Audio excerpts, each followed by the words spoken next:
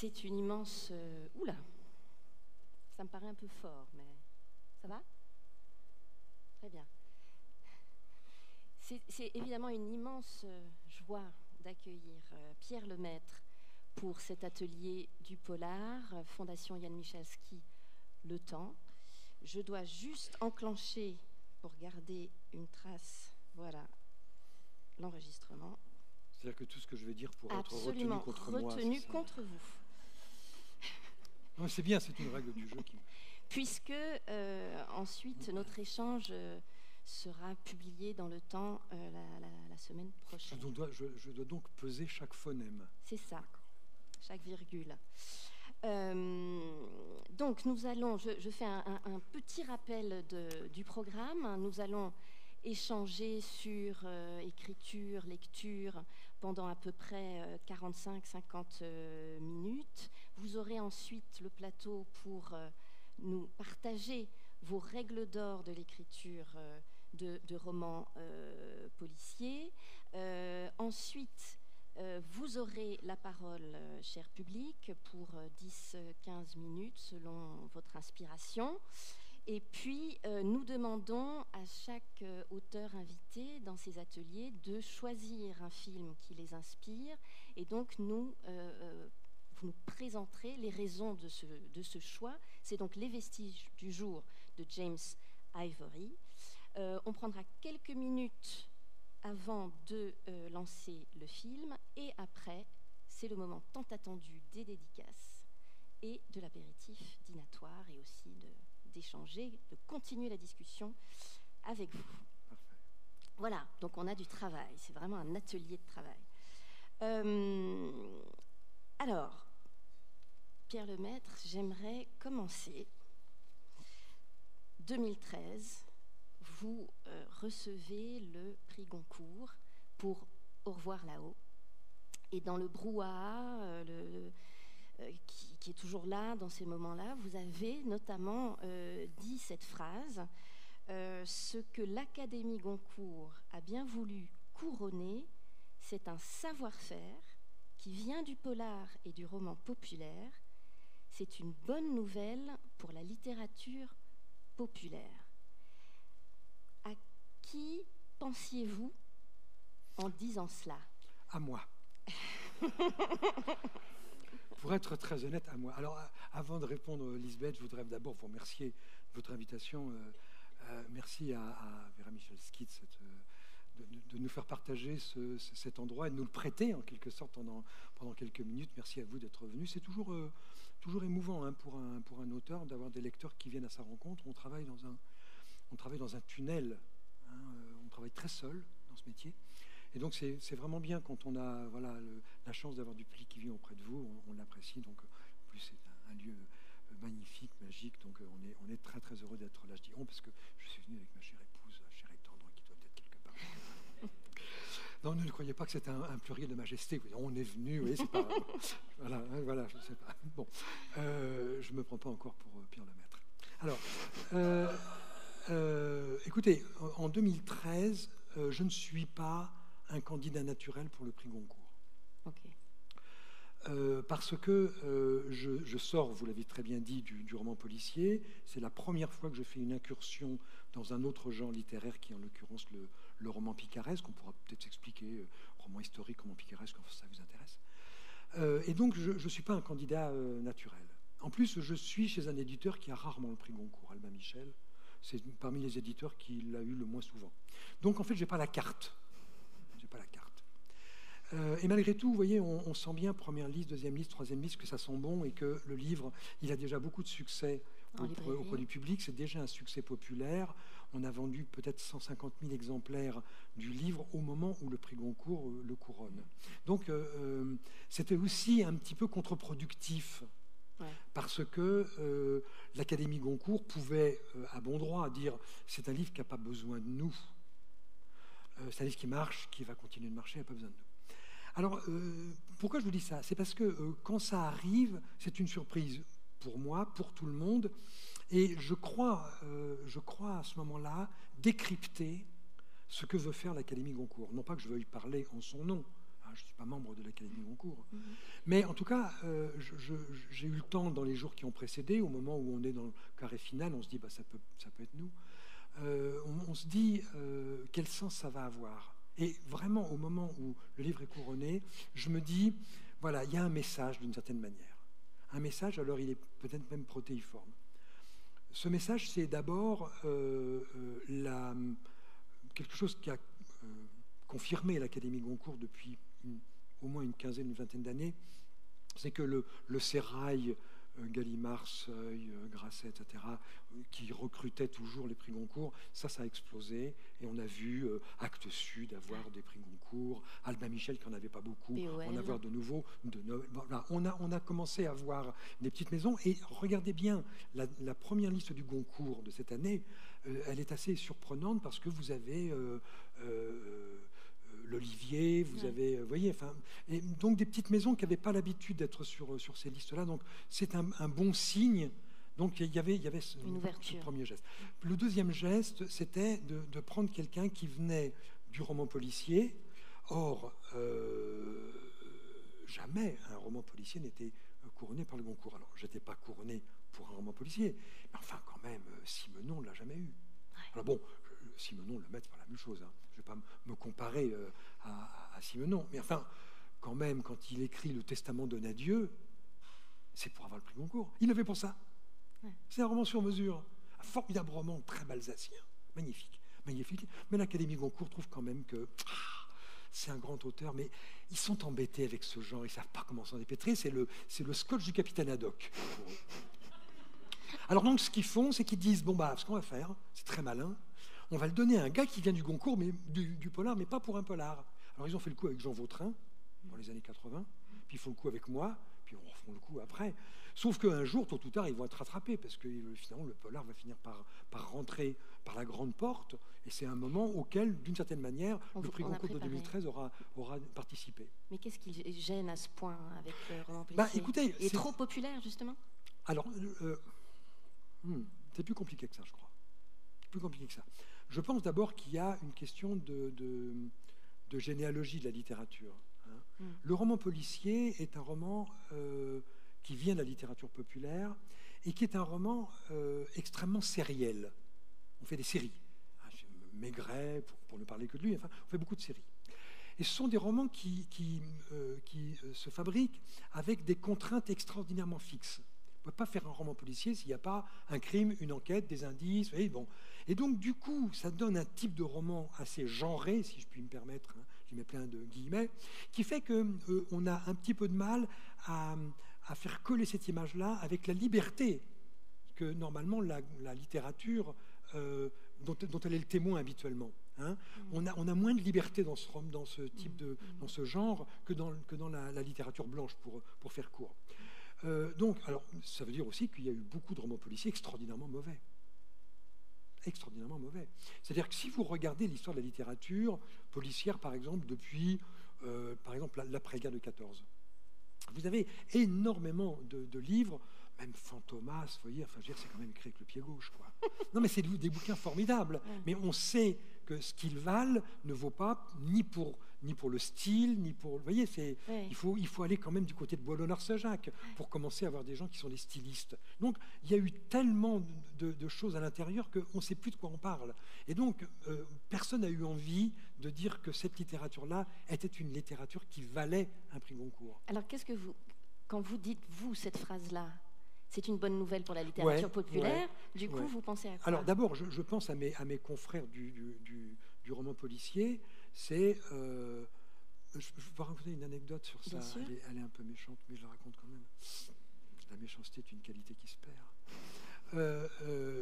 Comme j'avais, le jour du prix Goncourt, rendu hommage à la littérature policière, j'avais dit, c'est une bonne nouvelle pour tous les auteurs de polar de savoir que, tôt ou tard, leur savoir-faire peut être reconnu par le prix le plus prestigieux de la littérature française. Et je m'étais dit, les copains, ils vont être contents. Hein.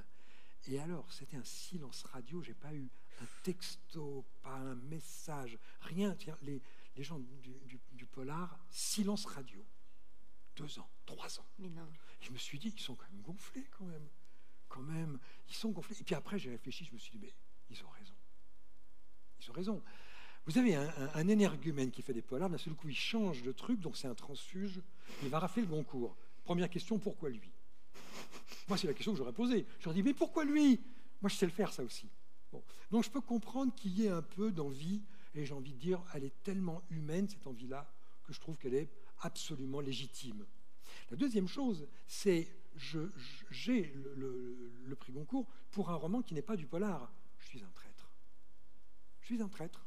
Vous voyez? Et donc, alors après, ça s'est calmé. Après, il y a eu prescription. Vous voyez, on m'a pardonné mon succès. Il y a eu prescription, donc j'ai commencé à recroiser des auteurs qui m'ont dit ah bravo. Mais c'est bien. Mais c'est pas l'habitude aussi, justement. Vous décrivez des mondes complètement séparés. On a l'impression qu'il y a des frontières, des murs. Ouais, mais il y a des murs. Mais alors moi, je m'acharne sur cette phrase. Ouais. C'est la reconnaissance de quoi? De la bonne littérature populaire quand vous... Alors. Écoutez, et est-ce que ça a un sens de parler de littérature populaire au bout du compte? Écoutez, moi je crois que oui, mais je dois être le seul. D'accord. Parce que Bernard Pivot, le jour du Goncourt, il dit nous avons couronné un grand livre de littérature populaire. Alors, moi, j'avais envie de dire, dites donc Pivot, vous êtes bien gentil là, mais c'est bien, maintenant c'est moi qui vais faire le boulot, parce que personne ne lui a dit qu'est-ce que vous voulez dire par là. Bah justement. Alors ils sont tournés vers moi en disant littérature populaire. Je dis mais c'est pas moi qui l'ai dit, c'est lui. Bon, pourquoi est-ce qu'il faut que je justifie? Bon. J'ai dit écoutez, tant pis, je vais faire le travail, puisqu'il ne veut pas le faire. Pivot ne veut pas le faire. C'est quoi alors selon vous, selon vos critères? Voilà. Alors, mon idée est la suivante. Je pense que la littérature populaire peut se comprendre comme une suite de cercles concentriques. C'est-à-dire que je vais prendre un de mes romans. C'est le plus facile, et c'est peut-être ce qu'on peut partager là, ça sera un bon exemple. Ce n'est pas le meilleur exemple, ce n'est pas le meilleur livre, mais en tout cas, c'est un exemple qui est parlant. C'est quelqu'un qui lit Au revoir là-haut et qui a 17 ans. Il peut le lire au premier degré du texte pour l'aventure. C'est un roman d'aventure. Je suis un romancier d'aventure. Je suis un type qui raconte des histoires. Voilà. Bon. Vous connaissez la différence entre un écrivain et un romancier, hein? Non. Un écrivain, c'est un type qui écrit des écrits. Un romancier, c'est un type qui écrit des histoires. Ok. Ok. Bien. Ouais. Donc, vous voyez ce que je veux dire? Non, mais ça fait réfléchir. Vous avez le droit de prenez des notes, n'hésitez pas. Tout est enregistré. Oh là là, vous n'auriez pas dû me le rappeler, j'avais oublié. Bon. Et donc, moi, je suis un type qui raconte des histoires. Donc, le premier plaisir de la littérature, c'est d'abord qu'on nous raconte assez bien une bonne histoire. Je ne dis pas que ce livre-là répondait à ces qualités. Enfin, j'espère que tout le monde entend bien que je ne fais pas preuve d'immodestie en parlant de ça. Je veux simplement illustrer le propos. Et puis, vous avez un deuxième cercle de gens qui vont lire le roman et puis qui vont penser davantage au fond historique, au fond social. Qu'est-ce que ça nous dit, ce livre, sur l'entre-deux-guerres? Qu'est-ce que ça nous dit sur l'après-Première Guerre mondiale? Vous voyez, en quoi ce livre résonne par rapport à aujourd'hui? Qu'est-ce qu'il y a de... Enfin, pourquoi ce livre-là, il m'intéresse? Pourquoi j'ai trouvé bien? Bien sûr, parce qu'il y avait une bonne histoire, une bonne aventure, mais aussi parce que ça me parle d'aujourd'hui. Donc, il y a un deuxième cercle. Mais en fait, le premier cercle n'exclut pas le deuxième. On peut très bien le lire à la fois en étant dans le premier cercle et dans le deuxième. Et puis, il y a des gens qui vont le lire, puis qui vont dire, ça c'est Proust. Il y a une demi-page, ça c'est Aragon. Vous voyez?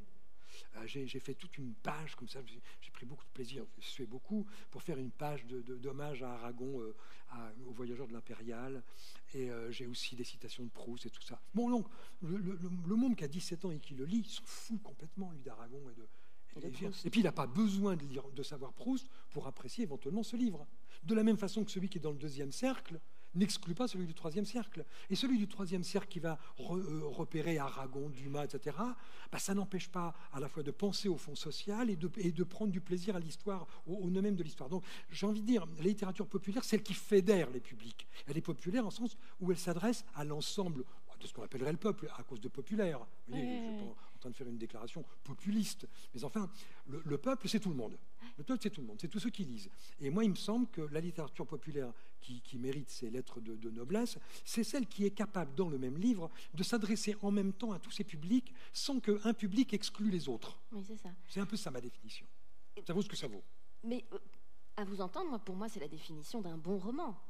Et est-ce qu'il n'y a pas un malaise avec la notion de bonne histoire, bonne intrigue, qui serait peut-être particulièrement française, voire francophone, alors que dans le monde anglo-saxon, il y a une sorte de pragmatisme qui fait qu'un bon roman, c'est précisément ce que vous venez de dire. Ou bien... Ouais, alors, oui et non. Parce que, vous voyez, je pense à Annie Ernaux, là. On vient de me parler d'Annie Ernaux. Okay. C'est quelqu'un que j'aime beaucoup, j'ai beaucoup d'admiration pour le travail d'Annie Ernaux. Les histoires d'Annie Ernaux, c'est quand même pas grand-chose. Pas grand-chose. Elle n'est pas dans l'histoire. Moi, je trouve ça passionnant. Ouais. J'adore lire ça. Ouais. J'apprends beaucoup de choses quand je lis Annie Ernaux. Vous voyez, moi, elle m'a fait comprendre sur ma propre vie des choses absolument essentielles. Dans les années... Donc, mais en même temps, on ne peut pas dire que c'est une littérature à histoire. Non. Or, notre littérature française, c'est pour ça que vous faites bien, je pense, que c'est assez pertinent de la différencier, pas de l'opposer, mais de la différencier avec la littérature anglo-saxonne, est une littérature très psychologique. C'est depuis le XVIIIe siècle. Hein. Globalement, à partir de Rousseau, on commence à avoir une littérature extrêmement psychologique. Ouais. Et c'est une marque de fabrique de notre littérature qu'on emmène jusqu'aujourd'hui avec l'égo-fiction, si vous voulez. Ouais. Hein. Donc, je pense que notre littérature ne fait pas toujours bon ménage avec les histoires. Regardez, prenons un simple témoin, on se met dans les années 50-60. C'est l'âge d'or du nouveau roman. Oui. Qu'est-ce qu'on dit ? Arrêtez de nous emmerder avec les histoires. On ne veut plus d'histoire, on ne veut plus de personnages, on ne veut plus de fiction, on ne veut plus d'intrigue. On veut de la littérature. C'est-à-dire qu'on oppose littérature et intrigue. Vous me suivez ? Bien sûr. Et ce qui est de l'intrigue n'est pas de la bonne littérature. La bonne littérature doit se passer du personnage, passer de l'intrigue. À cette époque-là, qui nous raconte les histoires ? Ce sont les historiens. C'est Leroy Ladurie, vous voyez ? Ouais. C'est Leroy Ladurie, c'est Georges Duby, c'est Jacques Le Goff, qui, eux, font le trajet exactement inverse et vont s'intéresser non plus à l'abstraction telle que... Mais on est dans l'école des annales et on vient nous raconter Montaillou, village occitan, on vient nous raconter la vie des gens. Et en fait, nous qui aimions la fiction, on abandonne le nouveau roman parce qu'on n'a pas notre dose d'histoire et d'intrigue, et on se précipite sur la nouvelle histoire qui commence à nous raconter des intrigues. Vous voyez ? Or ça, c'est très français. Et je crois que ça tient, je ne suis pas un spécialiste, hein, je suis un romancier, moi, mais je pense que ça peut tenir en grande partie au fait que notre littérature, depuis le XVIIIe siècle, est très psychologique et très, je dirais, très clinique.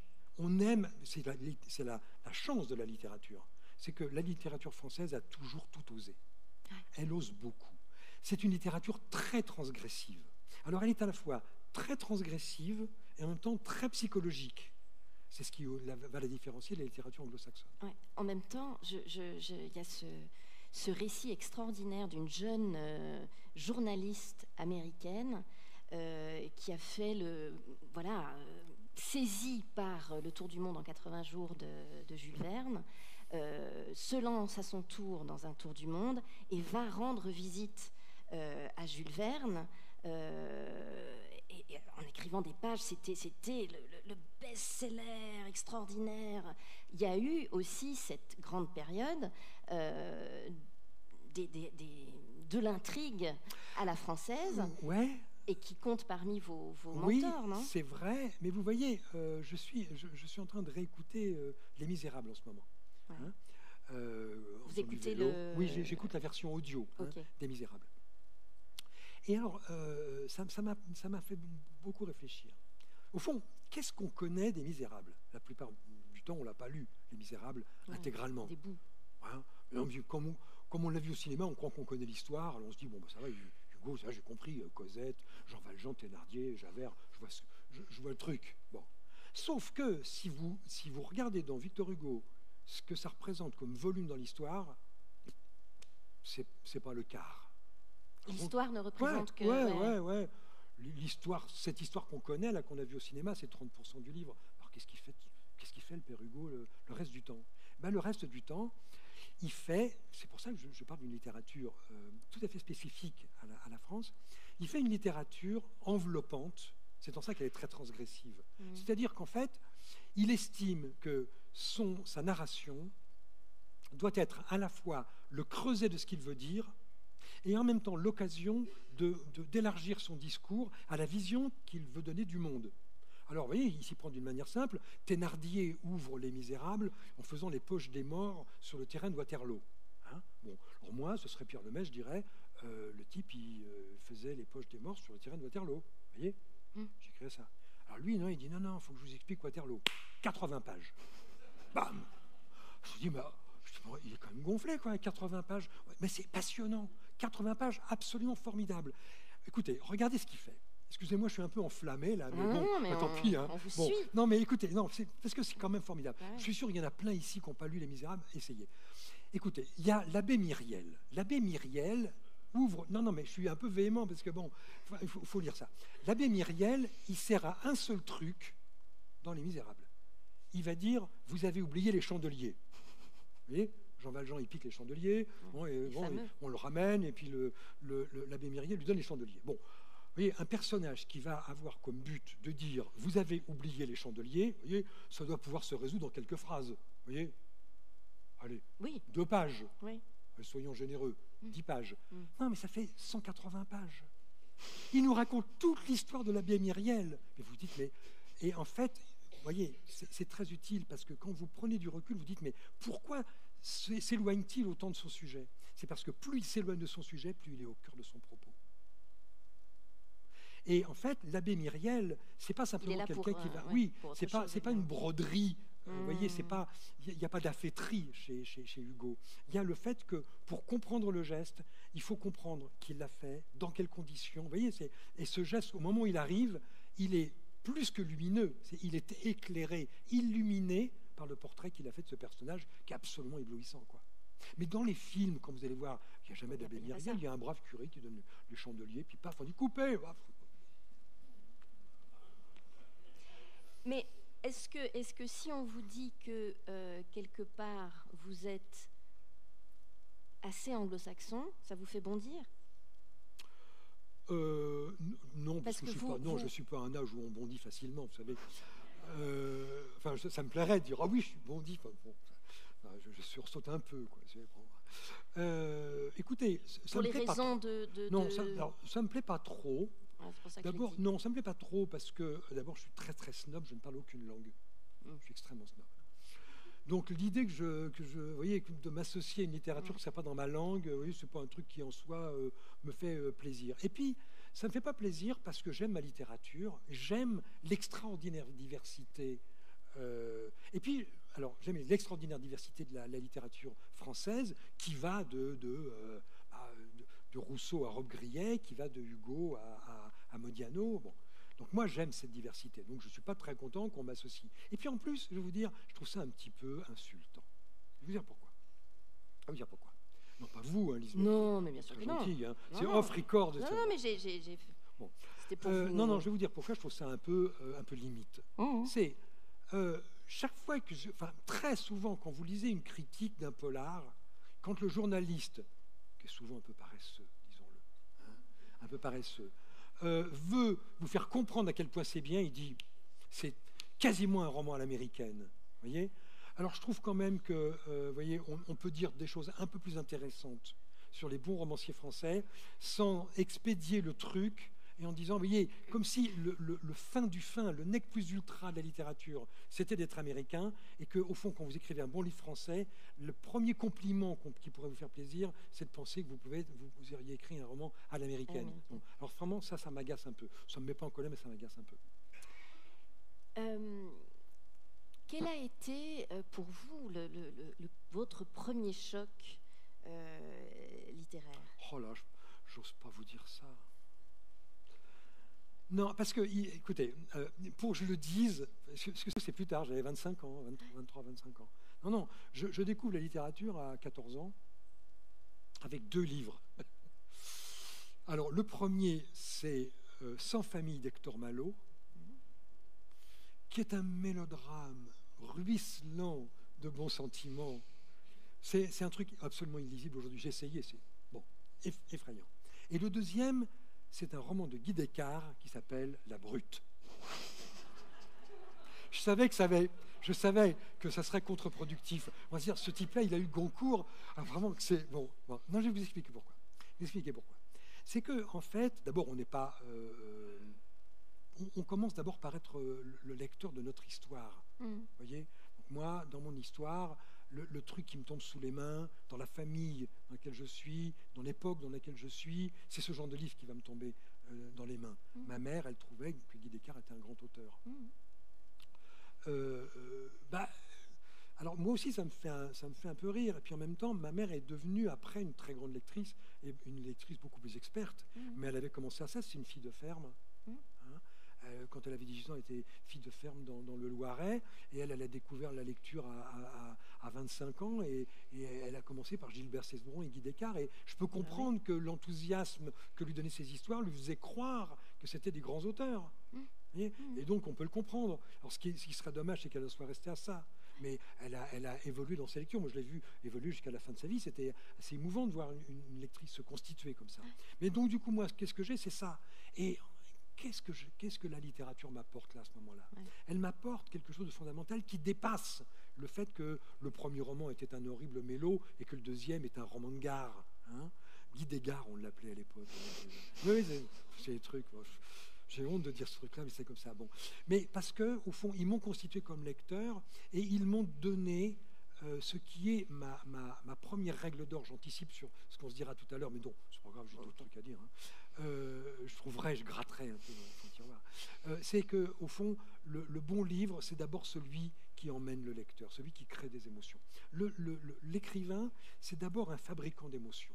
Au fond, sa seule vertu, et la seule manière qu'il aura de faire comprendre ce qu'il veut dire, c'est en créant chez le lecteur des émotions négatives, positives, peu importe. Vous voyez, vous pouvez détester un personnage, adorer, tomber amoureux, le détester, bon, peu importe. Mais il faut qu'il se passe quelque chose dans votre ventre.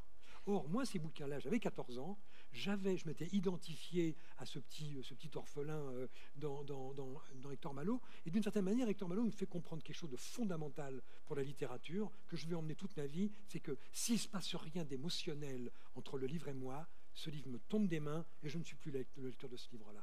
Et que si je veux convaincre des gens en écrivant Au revoir là-haut sur le sort des laissés pour compte de la société, il faut que je sois capable de leur créer des émotions. Le rire étant une émotion, vous voyez, ça peut... Et ces livres-là m'ont appris ça. Alors après, ils m'ont constitué comme lecteur, et puis après, mes lectures ont évolué. Vous voyez, bien sûr, après, je suis devenu un lecteur plus expert. J'ai lu d'autres choses. Mais en même temps, je suis un homme assez fidèle. Et vous voyez, je pourrais tricher, là. Vous voyez, je pourrais vous la jouer. Vous dire, ah, mon problème, bon, vous voyez vous voyez le sketch. Bon.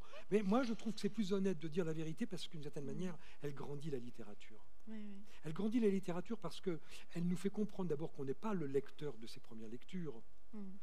Et puis elle nous fait comprendre aussi autre chose. Quand on s'est constitué lecteur et quand on s'est fabriqué lecteur et que nos lectures ont évolué, elle nous fait comprendre aussi autre chose quand on est romancier. C'est qu'on n'est pas le lecteur de ses romans, on n'est pas le romancier de ses lectures. Moi aujourd'hui, qu'est-ce qui... Vous voyez, je parlais d'Annie Ernaux. J'ai vu tout à l'heure, il y a un chemin Echenot qui mène là ici, j'ai cru voir... vers ça. Donc Jean Echenot, c'est pour moi l'un des meilleurs auteurs du siècle, en tout cas les meilleurs auteurs de sa génération, avec quelques-uns, Rollin, Carrère, etc. Mais quand vous regardez un bouquin d'Echenot et les miens, vous dites c'est un univers. Et en fait, ce que j'aime le plus en tant que lecteur, c'est pas ce que j'écris. Je vais plutôt le chercher chez Rollin, chez Yves Ravet, chez des gens comme ça. Ah bon? J'aime la littérature minimaliste. Étonnant, ça. Oui, j'adore la littérature minimaliste. C'est très très étonnant. Ouais. Vous n'écrivez pas ce que vous auriez aimé envie je ne de suis lire. pas. Non, je ne suis pas. Non, j'écris des romans qui, si j'étais lecteur, me procureraient les émotions que j'essaye de créer. Okay. Mais ce ne sont pas ces romans-là vers lesquels j'irai les plus spontanément. Ceux qui me réjouissent le plus sont ceux qui me surprennent. Or, c'est pas ce que je fais qui me surprend le plus. C'est ce que font les autres. Et ce que font les autres de différent. Quand je vois la manière dont Echenot est capable de m'amuser, de me faire rire, de me faire réfléchir, de m'intriguer, je me dis, ah là là, quel salaud. Je connais bien. Enfin, donc, je peux dire, on est un peu familier, je peux le dire ça. Je peux dire quand même, il sait faire un truc, là, ça, je ne sais pas faire. Je ne sais pas faire ça. Et je suis très admiratif de ce que je ne sais pas faire. Et je ne suis pas admiratif de ce que je sais faire. Vous voyez, qu'est-ce qui... quand même, vous avez fait choisir le polar comme premier terrain d'écriture. C'est facile, je pensais que c'était aisé à faire. Ce qui n'est pas vrai. Ce qui n'est pas vrai. Ce qui n'est pas vrai, c'est beaucoup plus difficile qu'on croit. Mais c'est vrai que j'ai pensé... Alors, il y avait plusieurs raisons, un faisceau de raisons. Mais il y a une raison très prosaïque, hein, qui était, je me disais, j'avais lu beaucoup de romans policiers, je connaissais bien le genre, je m'étais dit, ça, je vais y arriver. Je dois y arriver. Bon, d'ailleurs, j'y suis arrivé à peu près, hein, donc pas trompé. La deuxième raison, c'est que je viens de la littérature populaire. Hein, je viens de Guy Descartes, je viens de Hector Malot, hein, je viens de là. Et je viens de Jules Verne, je viens de Hugo, hein, voilà, je viens de ça, et de Dumas. Bon. Donc je viens de cette littérature. Or, l'héritage de cette littérature, c'est le roman policier. C'est-à-dire, au fond, le roman policier va être, à partir du XXe siècle, globalement, la réincarnation de ce qu'avait été la littérature populaire au XIXe siècle, qui était le feuilleton. Globalement, je ne veux pas dire n'importe quoi en disant Hugo, aujourd'hui, écrirait des polars, je ne sais rien du tout. Mais quand vous regardez Dumas, la manière dont il fabrique ses histoires, la façon dont il s'intéresse au monde, etc., je me dis, au fond, il y a une filiation très naturelle entre Monte Cristo et les romans policiers du XXe siècle. Voyez. Alors certes, toujours avec cette littérature très psychologique dont je parlais tout à l'heure, on va avoir une modalité du roman policier extrêmement psychologique, ça va être le Précaré de Simenon. Hein, un roman à la fois basé sur une intrigue, une vraie histoire, un mystère, un suspense, mais en même temps dans lequel la psychologie est le moteur des personnages. Et pas seulement l'argent, le désir, oui, des choses comme ça. Donc, il me semblait, moi, que le roman policier, enfin, si je regarde, c'est pas pour ça que je l'ai fait, hein, mais si je prends du recul par rapport à ma carrière, je me dis, je pense quand même que je prends le roman policier parce qu'il est l'héritier naturel de la littérature d'où je viens. D'où vous venez, ouais, voilà. C'est ça. On a dit et entendu beaucoup que vous aviez commencé à écrire à la cinquantaine, etc. Oui, il y a même des gens qui ont dit, vous avez publié tard, je ne permettrai à personne de dire que 5 ans est un âge tardif. Absolument. Vous voyez, je veux dire, riez pas avec ça, vous allez y arriver aussi, donc riez pas. Justement, j'ai 50 ans. Donc, mais par contre, moi, ce qui me frappe beaucoup plus, c'est que vos coups d'essai sont immédiatement des coups gagnants, comme si vous n'aviez pas fait vos gammes en écrivant, oui. mais que vous aviez fait vos gammes en lisant. Oui, c'est très juste. Alors c'est moins juste. Ah, c'est bête, vous avez dit le mot de trop, parce que c'est très juste jusque-là, et à la fin, c'est dommage, moi je vous donnais 10 sur 10, et bon. Non, c'est très juste. Globalement, ce que vous dites est juste, mais ce qui est moins juste, c'est à partir de la lecture. Alors je vais essayer d'expliquer ça. Vous avez tout à fait raison. D'une certaine manière, je fais pas mes gammes. Je peux dire que j'ai jamais écrit un premier roman. Au sens où le premier roman est souvent un roman... enfin, j'en ai écrit, mais ils n'ont pas été publiés, c'est ma chance. Ouais. Personne ne sait qu'ils existent. Alors, juste pour donner quand même des titres de livres, Travail soigné, c'est donc le premier. Il est tellement bon qu'effectivement, c'est pas un premier roman. C'est pas un premier roman, au sens où, souvent dans le premier roman, on sent il y a quelque chose d'un petit peu laborieux, de quelqu'un qui cherche son style, qui cherche sa manière, avec un certain nombre de posé. Voilà, j'ai l'impression que là, il y a des choses qui sont posées. Votre personnage, alors Camille... pour être honnête, c'est parce que c'est le premier roman publié, mais c'est pas le premier que j'écris. Il y en avait combien avant? Il y en a eu 2 ou 3 que personne n'a voulu publier, ce qui montre que les éditeurs sont plus sagaces qu'on devrait le penser. Ils étaient très mauvais, ces livres. Donc je sais très bien qu'ils ne les aient pas publiés. Puis c'est ce qui me permet de briller à peu de frais. D'un seul coup, j'arrive et vous me dites, vous voyez, bon, donc c'est tout bénéfice. D'accord, donc vous avez quand même écrit des choses. Non, mais la deuxième chose que j'ai envie de dire, c'est sûrement que l'âge et la maturité, je crois, j'ai 56 ans quand je publie mon premier livre, et là vous avez raison, je crois que le grand lecteur pendant 45 ans... Et enseignant aussi. Alors, et ça c'est la troisième dimension, celle que je voulais rajouter un petit peu. Vous avez raison de dire que 40 ou 45 ans de lecture et de fréquentation de la littérature, j'engrange un certain nombre de choses dont je n'aurais pas bénéficié si j'avais publié un premier livre à 25 ans. Et puis, vous avez raison, et c'est ça, je voulais vous taquiner un peu, sur le fait que j'ai enseigné. Or, vraiment, s'il y a un lieu où on apprend vraiment ce qu'on doit enseigner, c'est vraiment dans l'enseignement. Hein, je n'ai jamais mieux appris la littérature que quand il a fallu que je l'enseigne.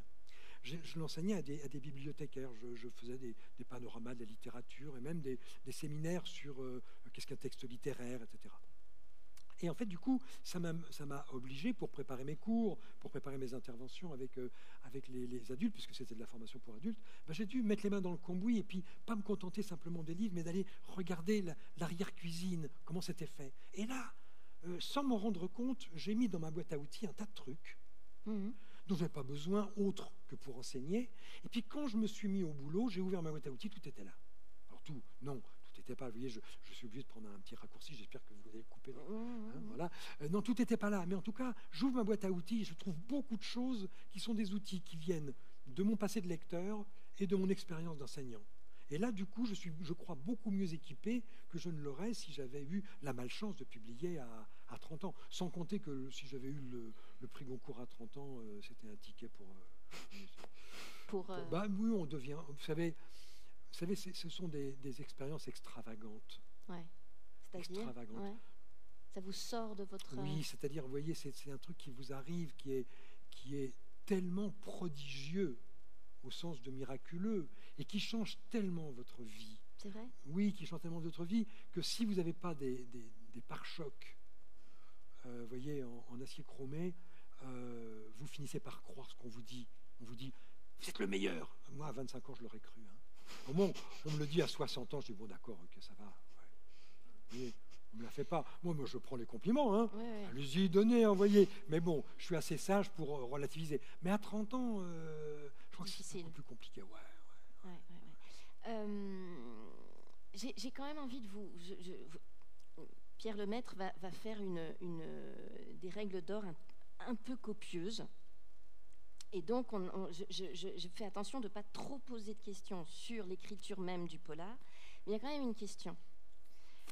Votre série, donc 4 titres avec Camille Verhoeven, commissaire très atypique, notamment par sa taille, plusieurs autres qui sont des romans noirs.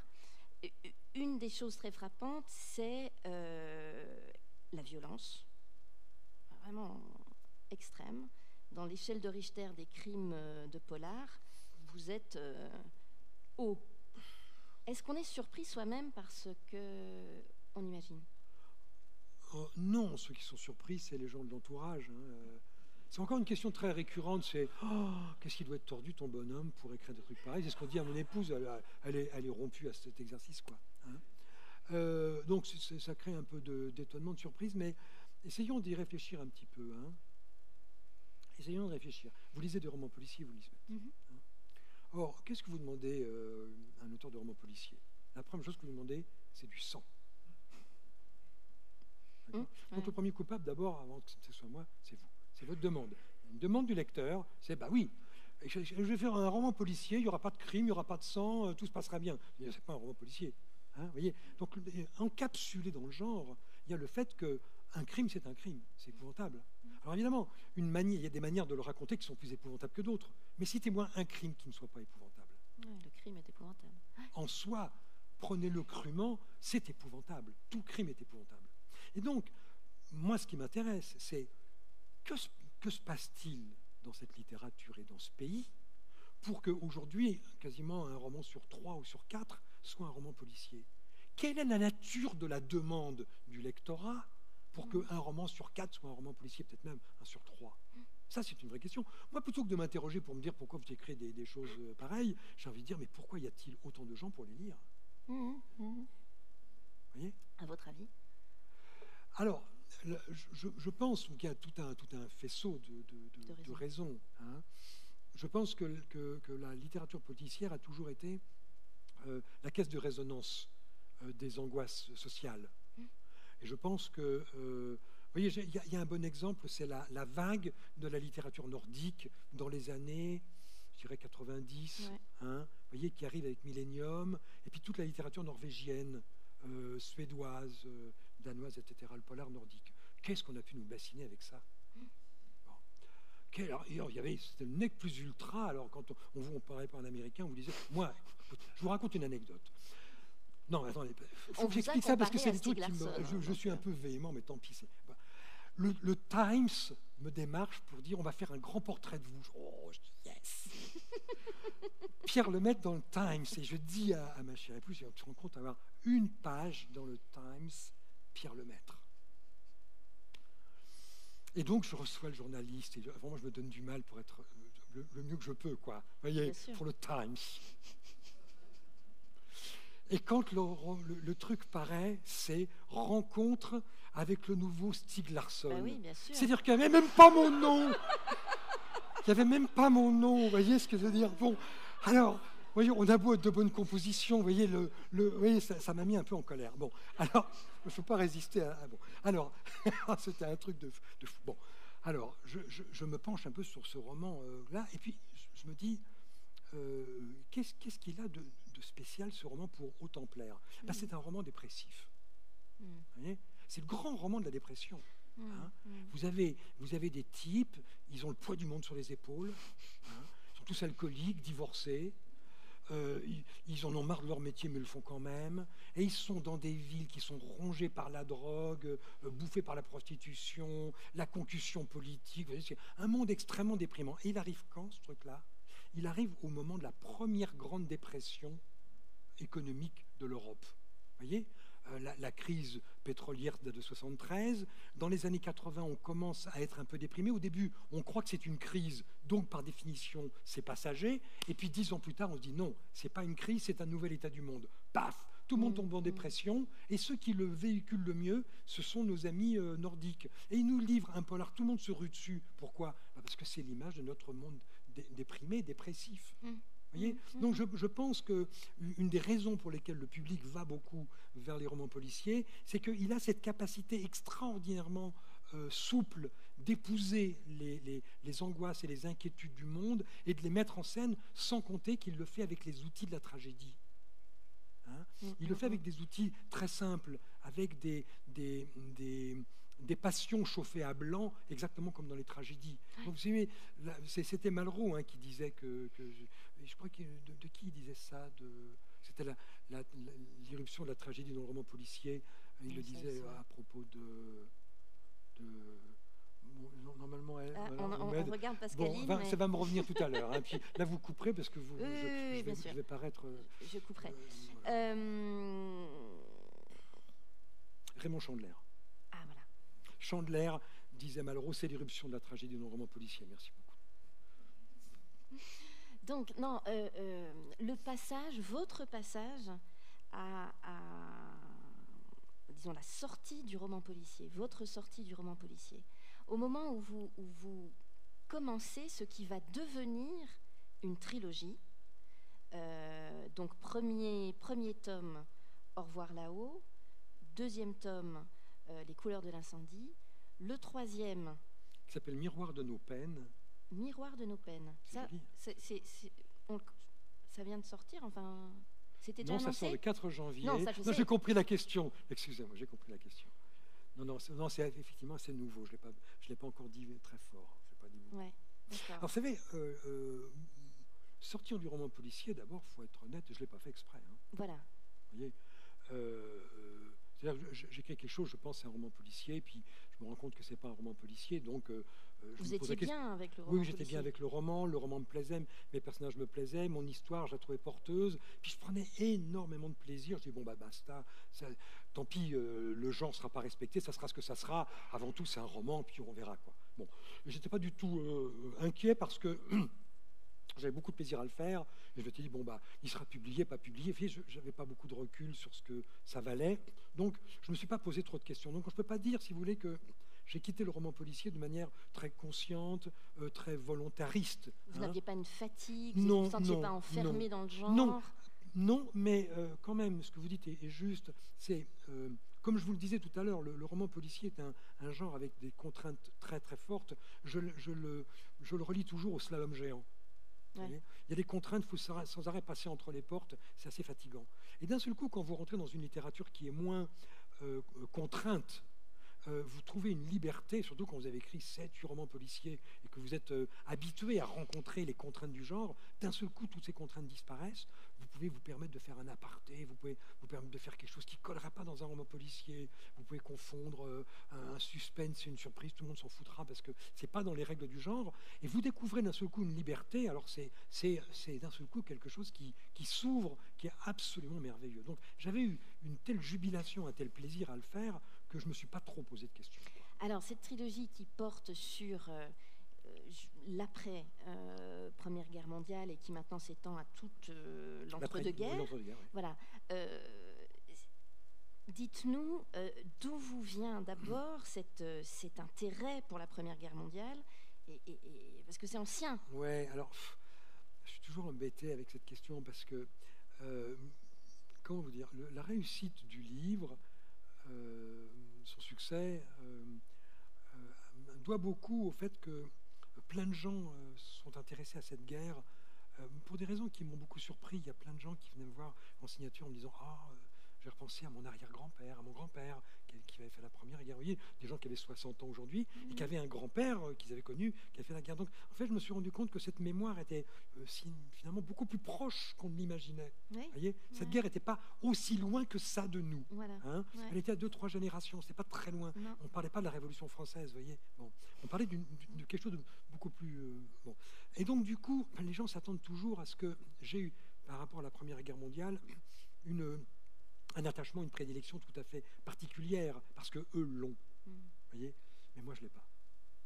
Alors, Ce que je veux dire, c'est que, vous voyez, je n'ai pas porté en moi pendant 40 ans l'idée que le jour où je ferai un roman, ça sera sur la Première Guerre mondiale. Les gens aimeraient bien, ça les arrangerait, je ne sais pas pourquoi, mais ça les arrangerait que je sois habité par la Première Guerre. Vous voyez, mais ce n'est pas le cas du tout. Non. Avant tout, j'avais une bonne histoire. L'histoire des monuments. Ah ouais, c'est une super histoire. Et on voit des monuments aux morts dans, je ne sais plus si c'est Alex ou Travail soigné, tac. Oui, on en voit de temps en temps, oui. Non, alors, je ne veux pas non plus tomber dans l'excès inverse et que vous pensiez que je m'en fiche complètement de cette Première Guerre. Non. Pas ça. Non, ce que je veux dire, c'est je veux rompre simplement avec cette idée que ce roman serait l'aboutissement d'une gestation longue et d'un attachement tout à fait spécifique à cette guerre. J'ai un attachement spécifique avec cette guerre qui est un attachement très littéraire. Voilà. Hein, quand j'ai eu une vingtaine d'années, j'ai découvert les Croix de bois de Dorgelès, et puis après, j'ai lu ce qu'on a appelé plus tard les romanciers combattants, c'est-à-dire cette classe de jeunes gens qui avaient fait la Première Guerre mondiale et qui sont devenus écrivains à la fin de la guerre, hein, et qui vont de Mauroy à Genevois, voilà, bon, toute cette littérature, alors là, à Martin Dugard, à Céline. Qu'est-ce qui vous Alors, là, moi, ce qui me frappe beaucoup dans les Croix de bois, c'est l'extrême jeunesse de ces soldats. Moi, je dois avoir, je sais pas, 17 ans quand je lis ça, et les gars, ils ont 23 ans, quoi. On est de la même génération. L'histoire qu'on me raconte, c'est les garçons, c'est moi, quoi. Et c'est tellement bien fait que je me mets à leur place, je m'identifie fortement à ces jeunes gens. Et là encore, c'est une leçon de la littérature, ça me parle de moi, quoi. Vous voyez. Et donc, j'ai toujours su que cette guerre, elle avait quelque chose de très particulier, et donc je l'avais gardée dans un coin de ma mémoire et aussi dans un coin de mes affects. J'ai une affection pour les gens qui ont fait cette guerre, une affection triste, une affection généreuse pour ces jeunes gens qui ont vécu des choses absolument abominables. Alors, je ne la portais pas en moi, vous voyez, mais j'avais une affection très particulière, mais pas au point d'être habité par la Première Guerre. Il n'empêche que quand j'ai voulu faire cette histoire, je me suis replongé sur la Première Guerre et elle a continué de m'émouvoir comme au premier jour. Oui. Mais est-ce que ce premier tome de la trilogie, c'est pas aussi montré par cette incroyable histoire d'escroquerie autour des monuments aux morts, qu'une guerre, en fait, ne se termine pas avec l'armistice, mais qu'elle se prolonge et qu'on n'en a quelque part jamais fini, ou en tout cas que ça dure très longtemps. J'ai l'habitude de payer mes dettes, hein, tout le monde le sait. À la fin de mes livres, je paye mes dettes. Vous faites un hommage aux écrivains qui vous inspirent. Et puis les livres qui m'ont servi à faire mon roman. Et un des livres qui m'a servi à faire mon roman, c'est un livre d'un historien qui s'appelle Bruno Cabane, et qui avait écrit un livre qui s'appelle La Victoire endeuillée, c'est publié au Seuil, et qui racontait justement l'après-guerre. Et j'avais été passionné par l'après-guerre, de la façon dont il le racontait, parce que c'est un pan de l'histoire que je ne connaissais pas. Il racontait ce que avait déjà fait Aragon avec Aurélien, dans la préface d'Aurélien, il disait « Je raconte l'histoire d'un soldat qui ne trouve plus de place dans la société dans laquelle il revient. » Et ce qui était exactement illustré par Bruno Cabane, qui lui le fait en tant qu'historien. Il a notamment beaucoup interrogé le courrier postal de l'époque, et il interroge le niveau de vie des gens, il regarde le niveau de vie des soldats, à quel moment ils retrouvent du travail, etc.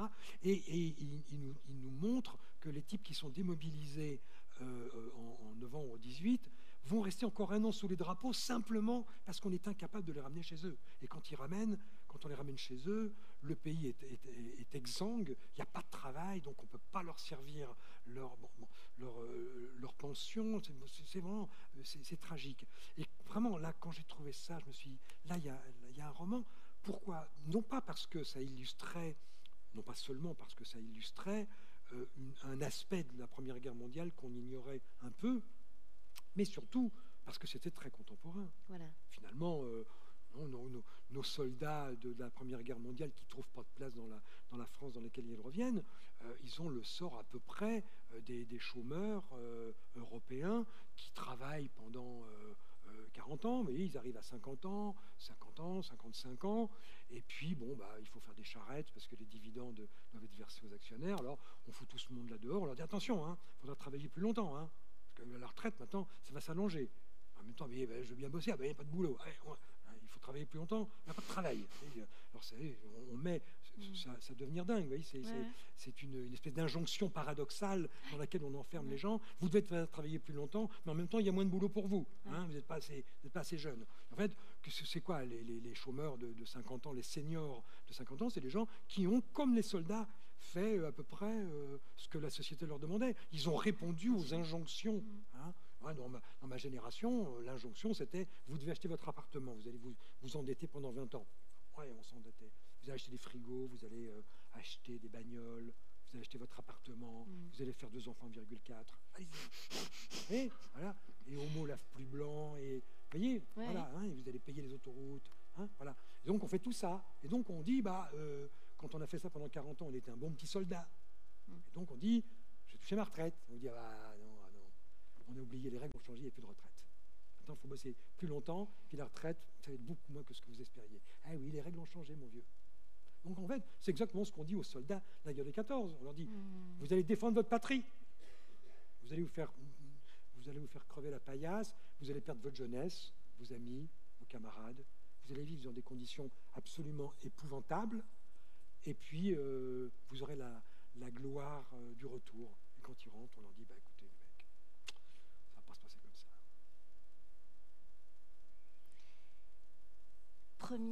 premier tome, qu'est-ce qui vous donne l'élan? Vous saviez que ce serait déjà en 3 parties? Alors, et puis non. Vers quoi on se dirige avec le 3e? Alors, je vais essayer de faire court. Quand j'écris Au revoir là-haut, j'ai envie de faire une suite. D'ailleurs, quand on lit l'épilogue, on voit bien que je laisse quelques portes ouvertes au cas où. Ça, c'est un vieux truc de feuilletoniste. Vous savez, quand vous ne fermez pas les portes parce que vous ne savez pas laquelle vous allez emprunter, donc vous avez dans le doute. C'est une précaution très, très, très prosaïque. Mais j'avais pris tellement de plaisir, je m'étais dit, ça serait bien de faire une suite. J'étais loin d'imaginer que le livre allait avoir du succès, que j'allais avoir le prix Goncourt, j'allais m'arrêter d'écrire pendant 2 ans, j'allais sillonner l'Europe entière, j'allais traduire en 40 langues. Enfin, c'était un truc extravagant, quoi. Donc j'étais loin de m'imaginer ça. Mais quand je me suis remis au boulot, j'ai d'abord donné 3 jours et une vie qui m'attend sur vos écrans là depuis mercredi dernier. L'adaptation est sur écran. Donc j'ai publié le livre que je devais faire normalement. C'était mon programme d'écriture, donc je publie ce livre-là après le Goncourt. Et puis, une fois que j'ai fait ça, je me suis réintéressé à Au revoir là-haut. Et je me suis, à ce moment-là, demandé ce que devait être la suite. Parce que je me méfie aussi des suites. Les lecteurs s'en méfient. On a raison. Vous voyez, je me suis dit, qu'est-ce que je fais? Au revoir là-haut, le retour. Le fils d'Au revoir là-haut. Il a même pensé à un moment, Au revoir là-haut fait du ski. Vous voyez, on a essayé des tas de trucs. Et puis, je me suis dit, ça serait intéressant quand même de réfléchir à la période de l'entre-deux-guerres. J'ai vu qu'il y avait 3 décennies, donc ça faisait assez bien un triptyque. Et j'ai élaboré à ce moment-là quelque chose qui s'inspirait un petit peu du modèle balzacien, qui consistait à prendre pour chaque livre un personnage mineur d'un livre précédent. Non pas comme sur le modèle de la saga de Zola, où on va suivre les générations, mais plutôt en prenant un personnage mineur que le lecteur n'attend pas, que le romancier a seulement esquissé, et donc est un personnage intéressant, on n'en a pas trop dit, il n'a pas été trop défloré, et il peut être encore un bon personnage pour la suite. Et puis, du coup, ça me permet de regarder un petit peu cet entre-deux-guerres, et la trilogie s'appelle Les Enfants du désastre, parce que, au fond, c'est ce que j'élabore à la fin d'Au revoir là-haut, au moment où je publie Couleur de l'incendie et où je prépare Miroir de nos peines qui va paraître là en janvier prochain, c'est qu'au fond, on est devant 3 décennies de gens sacrifiés. De gens sacrifiés. Dans le premier, c'est ces jeunes soldats qui sont sacrifiés. Dans les années 30, c'est les femmes qui sont les grandes sacrifiées de cette période historique. Et dans le troisième, c'est le sacrifice de la grandeur du pays qui tombe qui vient faire naufrage dans l'extravagante aventure que va être l'Exode. Il n'y a pas d'exemple dans l'histoire du monde qu'en 3 semaines, 10 millions de gens saisis par la panique se retrouvent sur les routes en direction d'un Jérusalem qui s'appelle Orléans, comme si arrivé à Orléans, la face du monde en serait changée. Je veux dire, c'est tellement idiot, c'est tellement irrationnel que vous ne pouvez comprendre qu'une seule chose, c'est que ces gens étaient saisis par une panique à laquelle échappait toute raison. Il n'y a pas beaucoup d'exemples dans l'histoire du monde d'un moment pareil. Et en fait, là, ce qui va faire naufrage, c'est une certaine conception de la France qu'on avait globalement depuis la Première Guerre et qui avait été encouragée par le fait que cette guerre, miraculeusement, avait été gagnée. Oui, c'est ça. Voyez, et donc, voilà, donc on a ces enfants du désastre qui sont les enfants de ces 3 décennies, puisque dans le 3e volume, l'héroïne, c'est la petite Louise dans Au revoir là-haut. Au revoir là-haut est un roman dans lequel il y a un jeune soldat qui est une gueule cassée, qui a eu la mâchoire arrachée. Et il a comme petite copine, qui a 10 ans, une petite fille qui vient faire des masques avec lui, qui est sa petite amoureuse, quoi, voilà, hein. Elle va être amoureuse de ce garçon qui va malheureusement mal finir. Et on va la retrouver 20 ans plus tard, c'est elle qui est au début, dans le 3e tome, qui est l'héroïne, quoi. Et donc la trilogie est ainsi bouclée. Bon, ben là, on a vraiment en primeur des éléments sur... Voilà, c'est ça vraiment, hein. Voilà. C'est le cadeau. C'est le cadeau. Cher Pierre Lemaitre, là, je crois que c'est le moment où vous nous donnez, vous partagez avec nous vos règles d'or. Alors, on revient au polar, là. Alors, c'est bien, on a jusqu'à 1h du matin, je crois. À peu près. Alors, d'abord, pour la petite histoire, je parle très très volontiers. Des techniques d'écriture, et ça surprend un peu que j'en parle aussi facilement. Et il y a quelqu'un qui m'a dit un jour, mais vous n'avez pas peur de donner vos recettes? Mais je connais très bien l'œuvre de Léonard de Vinci, mais je ne serai jamais Léonard de Vinci. Vous voyez ce que je veux dire? C'est-à-dire que les recettes, ça ne fait pas les bons romanciers. Vous voyez ce que je veux dire? Donc, c'est pour ça qu'au moment de vous donner peut-être 2 ou 3 règles qui sont les miennes, il y a 2 choses que j'ai envie de dire. C'est pas parce que vous allez les respecter que vous allez faire des bons romans, mais moi, je ne suis pas sûr de faire de bons romans avec ces règles-là. Et la deuxième chose, c'est que chacun a les siennes et qu'on pourrait tout à fait défendre des points de vue exactement inverses, tout à fait, et faire de très bons romans quand même. Donc, ces précautions étant posées, je veux simplement dire que ce sont des règles que moi, je me suis fixées, que j'ai observées et qui m'ont été utiles, qui ont été payantes pour ce que j'ai fait, mais encore une fois, je serais loin de les conseiller à quiconque. Vous me demandez mes règles, je vous les toujours donne. Alors, première règle dans les romans policiers, c'est de connaître la fin. Ok. Parce que le roman policier est un genre antérograde. C'est le seul genre de la littérature qui se juge uniquement avec la fin. Vous avez un roman assez médiocre avec une fin formidable, le lecteur va le fermer en disant « Waouh, épatant !» Vous avez un roman formidable qui se finit en queue de poisson, « Oh, tout ça pour ça !» Voyez. Donc soignez bien la fin parce que c'est la fin sur laquelle va rester le lecteur. Et donc, c'est le plus difficile à faire. C'est le plus difficile à faire. Et il y a beaucoup, beaucoup de romanciers, à commencer par moi au début, je commençais comme ça, qui commencent en disant « je verrai bien ». Et ça, pour aller dans le mur, c'est la meilleure recette. Parce que si vous ne préparez pas la fin, si la fin n'est pas d'une certaine manière vectorisée par tout votre récit, il y a des chances pour que ce soit une fin. Vous savez, il y a plusieurs suspects, puis on a l'impression que le romancier fait c'est lui. Ça pourrait être l'autre. Bon, donc moi je conseille quand même, pour pas ramer trop, c'est de connaître le début, le milieu et la fin. Alors après, il y a une deuxième règle qui est se méfier de l'écriture. Méfier de l'écriture parce que on a un peu trop tendance à dire « Oh, je verrai bien ». On a le début, le milieu, la fin. On ne va pas trop construire les épisodes intermédiaires. On dit on verra, je me débrouillerai bien. On se fait confiance. Hein. Et ça,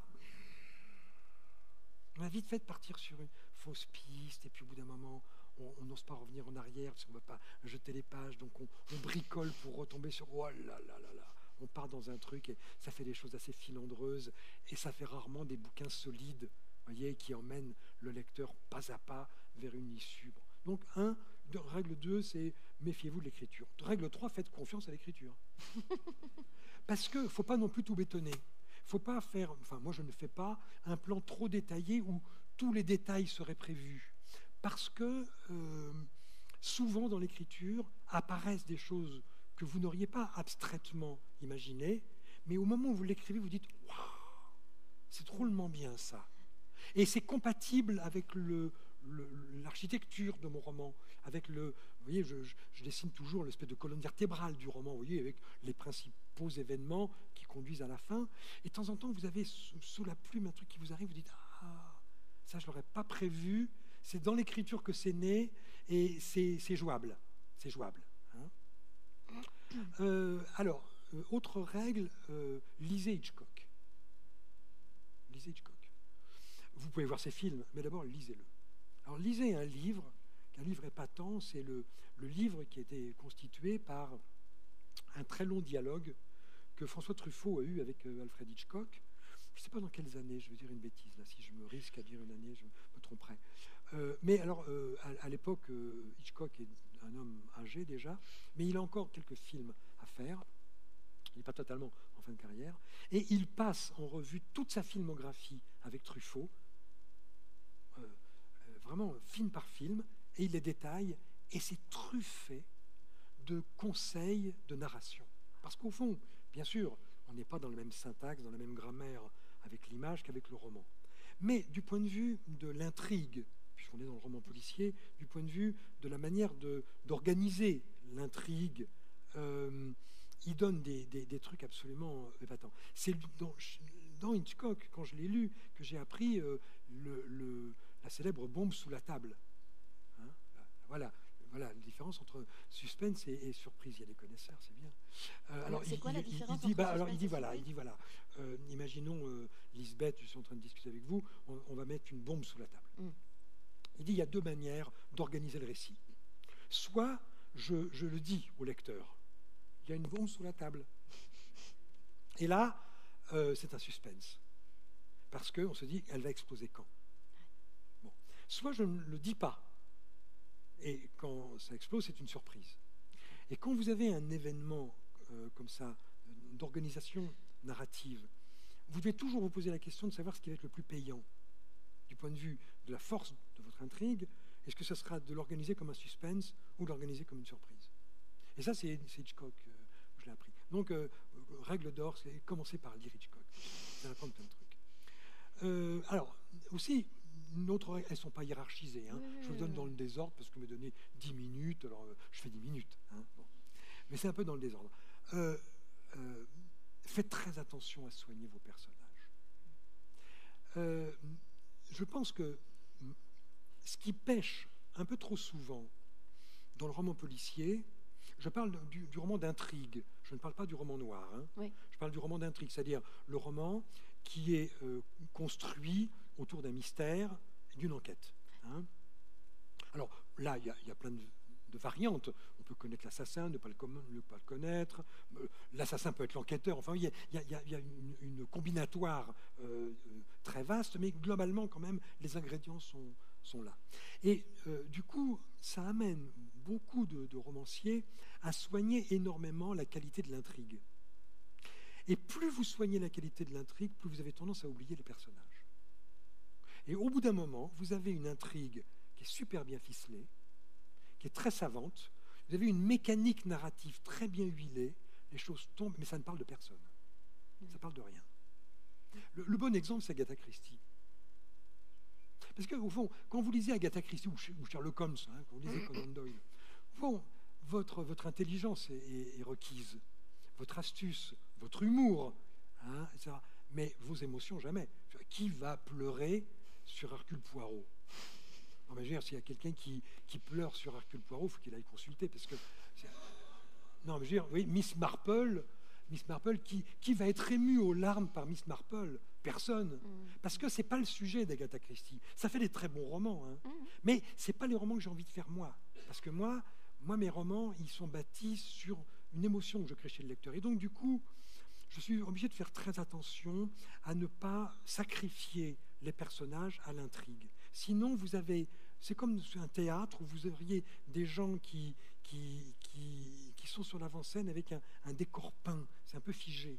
Alors, pour éviter de ça, je dis, faites attention. Enfin, moi, je fais attention. Ce n'est pas des conseils que je donne, hein, mais je fais attention à faire un aller-retour permanent dans la préparation du livre, dans sa conception, et tout au long du livre, aller-retour permanent entre l'intrigue et les personnages. C'est avant tout ce qui va arriver aux personnages qui va donner de la valeur et de l'intérêt à votre intrigue. Votre intrigue, elle n'aura de valeur qu'à la condition qu'elle soit portée par des personnages qui vont créer chez vous des émotions. Et donc, si vous sacrifiez un peu trop l'un à l'autre, vous aurez de bonnes mécaniques, mais qui malheureusement ne vont pas créer d'émotions. Et donc, du coup, votre propos va s'en trouver un peu raccourci. Alors, aussi, autre chose, je crois qu'on va être là un peu au bout. Attention au couloir explicatif. Alors, attention au couloir explicatif. Alors, bon, je peux le dire ici parce que je m'entends bien avec lui. Un truc que j'ai dit à Jean-Christophe Ruffin quand il m'a donné un de ses bouquins, je lui dis, mon garçon, là, couloir explicatif. Alors il m'a dit, ah oui, t'as raison. Il est très drôle. Il n'y a pas de type plus drôle et plus sincère que Ruffin. Parce que, en fait, voilà, pour bâtir une intrigue, vous allez devoir complexifier une situation de départ. Si la situation de départ est très simple, votre roman va être très court, on va vous voir venir. Bon. Donc, vous allez être obligé de la complexifier. Hein? Alors, elle tue son mari, ok. Ça serait bien qu'elle ne le fasse pas elle-même. Elle ne le fait pas elle-même. Alors, il faut un mobile. Alors, on va complexifier le mobile pour qu'on ait quand même l'impression. Voyez, bon. Et donc, vous allez apporter des... Et à mesure où vous allez avancer, vous n'allez pas cesser de complexifier. Et puis, vous arrivez à un moment, vous avez la page 237. 237. Vous dites, bon, maintenant, il faut commencer à dénouer le truc. Mais vous avez tellement complexifié que pour dénouer, vous rentrez dans un couloir, vous allez devoir lui expliquer à votre lecteur pourquoi elle n'avait pas reçu la lettre, parce que le facteur n'était pas venu, et il n'était pas venu. Alors vous rentrez dans une explication qui est emmerdante comme la pluie, voyez, parce qu'en fait, tout ce que vous dénouez, tout ce que vous avez noué bien serré, et vous avez 30 ou 40 pages où vous expliquez ce que le lecteur doit comprendre. Là, généralement, il s'emmerde comme un rat mort. Mais oui, parce qu'il n'y a rien de plus ennuyeux que de la pédagogie, voyez, ou des explications laborieuses pour expliquer que, généralement, en plus, des choses malhonnêtes, parce qu'on est obligé de dire au lecteur, vous savez, j'ai complexifié uniquement pour vous perdre. Elle aurait pu le tuer. Ben non, pour vous faire croire. Alors, en fait, vous n'avez pas arrêté de lui mentir. Et le lecteur, il comprend très bien que tout ça, vous l'avez joué à l'envers, quoi. Hein? Ça, il ne faut pas le faire à l'envers avec le lecteur. Hein? C'est-à-dire que le lecteur, lui, il a besoin que le contrat soit tenu. Et dans le contrat, il y a une certaine part d'authenticité. Vous voyez, vous ne pouvez pas tout faire. Dans un de mes romans qui s'appelle Cadre Noir, je me suis trouvé devant un énorme problème. J'ai besoin que le type il fasse quelque chose, mais j'ai besoin qu'en plein milieu de cette action, il y ait un truc que je ne dise pas au lecteur. Alors, il y avait deux solutions. Je fais mon histoire, je fais un saut temporel, et je raconte la suite. Et je saute les quelques heures, là. Bon. Parce que là, je ne veux pas que le lecteur le sache. C'est mon mystère. Mais en fait, je vois bien ce qui va se passer. Je vais faire un saut temporel, puis quand tout à l'heure, le lecteur va comprendre que je vais cacher ça, il va dire « Ah ouais, d'accord, mais c'est pas du jeu. C'est triché, quoi. C'est tricher. Et donc, je me suis dit, je ne peux pas faire ça. Parce que le lecteur va le voir. Puis même moi, je trouve que je ne tiens pas ma part de contrat. Donc, j'ai changé de personnage. C'est-à-dire que j'arrive à cet endroit-là, l'action était vue par un personnage, et à partir de là, c'est vu par un autre personnage qui, lui, ne sait pas que le personnage a fait des choses. Donc, il ne peut pas en rendre compte, puisqu'il ne le sait pas. Et je reviens après au troisième personnage. Et là, j'ai fait un saut temporel qui est honnête. Je n'ai pas triché. J'ai manipulé. Enfin, un roman policier, c'est une manipulation. Vous manipulez le lecteur pour qu'il croie un truc qui va se révéler faux. Sinon, ça ne marche pas. Bon. Donc, j'ai manipulé, mais je n'ai pas triché. Hein. Alors, juste, encore une dernière. Allez, la suspension d'incrédulité. Ok, suspension d'incrédulité. Ouais, suspension d'incrédulité. Alors ça, c'est un Anglais qui s'appelle Coleridge qui a théorisé un peu ça. Et ça, c'est un truc auquel moi je pense beaucoup. L'idée de Coleridge, alors le suspension d'incrédulité, ça fait comme c'est très France Culture. J'ai fait ça à France Culture, j'ai dit, oui, on peut dire des gros mots ici, alors je dis suspension d'incrédulité. En fait, ce que veut dire Coleridge, c'est, et il a vraiment raison, hein, c'est il y a une sorte de contrat tacite qui va se nouer entre un romancier et le lecteur, qui fait que si l'histoire lui plaît, le lecteur est capable de passer sur plein de trucs. Vous voyez, il va suspendre son esprit critique, son incrédulité, parce que c'est rentable, pour son plaisir. Il n'a pas envie, il pourrait dire, non, ça ne marche pas très bien son truc, là, parce que la fille, elle descend de là, mais alors, il est 6 heures moins. Vous voyez, mais Hitchcock, il dit, déplier n'importe quelle histoire, elle est impossible. Il le dit, déplier n'importe quelle histoire, vous allez trouver un tas de trucs qui ne marchent pas. Ça ne marche jamais. Il n'y a que dans la vie que ça marche. Mais dans les romans, ça ne marche jamais. Si vous dépliez, ça ne marche pas. Donc, ça veut dire que vous avez besoin que le lecteur vous fasse confiance. Donc, ça veut dire, vous voyez, vous me suivez, hein, pour qu'il vous fasse confiance, il faut que vous teniez votre part de contrat. Et notamment, il faut que le début de votre roman soit très investissant pour le lecteur. C'est-à-dire qu'il faut vraiment soigner ce moment où vous passez un contrat tacite avec le lecteur, qui fait que si vous remportez ce contrat, s'il accepte, il va suspendre son esprit critique, quitte à se dire à la fin, dis donc, il y a des trucs qui ne marchent pas là-dedans. Hein. Mais s'il est honnête, il dira, bon, ça ne marche pas, mais c'est bien. Vous voyez, donc, je pense qu'il faut vraiment, vraiment soigner ce moment qui est le passage du contrat, parce qu'en échange de ça, vous allez pouvoir en permettre plein de trucs. J'ai un bouquin qui est presque entièrement basé sur ça, qui s'appelle Robe de mariée. Tout ce qui se passe, c'est à peu près impossible. Ah ouais, mais je me suis même permis des trucs, écoutez, c'est un truc de fou. Hein. À un moment, j'ai besoin que le personnage, c'est une femme, devienne folle. Bon, dans la vie, des femmes qui deviennent folles, ça arrive. Hein. Je ne dis pas que c'est courant, mais ça arrive. Bon. Mais généralement, ça prend du temps. Elles ne deviennent pas dingues comme ça d'un seul coup. Voyez. Or, moi, j'ai 2 jours. C'est mon truc, c'est mon timing. Il faut qu'elle soit folle très vite. Je me suis dit, mais comment je fais faire? Puis je suis déjà à la page 237. Vous voyez, bon. Et je me dis, mais comment je vais faire ça? Vous voyez, là, je me suis dit, tu verras. Vous voyez, j'arrive à ce truc-là. Alors, je me creuse les méninges et je me dis, bon, il y a des médicaments antidépresseurs. Donc, il doit y avoir des médicaments pro-dépresseurs. Ça doit exister. Et alors, je vais chercher, j'invente une molécule, comme c'est pour les femmes, c'est une pilule pour maigrir, qu'on a retirée du commerce parce qu'elle devenait dingue. Mais ça se vend encore sur Internet. Et donc, le type, bon, c'est un truc tiré par les cheveux. Vous voyez, capillotracté, comme on dit. Bon. Un truc de fou. Mais je vais vous dire, personne ne m'a jamais fait une remarque là-dessus. Personne, tout le monde dit... Vous savez pourquoi?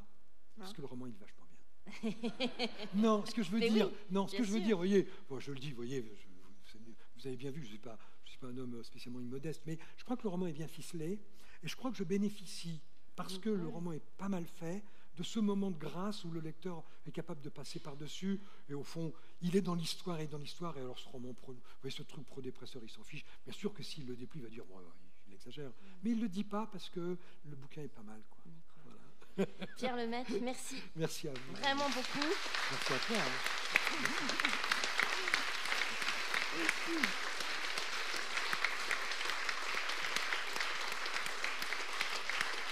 Merci beaucoup. Pour la qualité de... On a passé un bon moment, j'espère. Voilà. Oui. Moi, oui, je pense que... Il y a des questions, là?